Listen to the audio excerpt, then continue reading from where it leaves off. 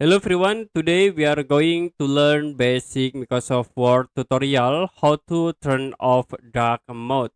So we have dark mode in this Microsoft Word, and if you want to turn off, you can go to file menu, click option, and in general you can go to office dumps. In personalize your copy of Microsoft Office, you can click the drop down menu and then choose the use system settings. After it, you can click OK, and it will be turn off the dark mode. To active again, you can go to file, click option, and then you can change the office dumps into dark gray. Okay, that's it for basic Microsoft Word tutorial how to turn off dark mode. If you have any question about tutorial, you can comment below this video.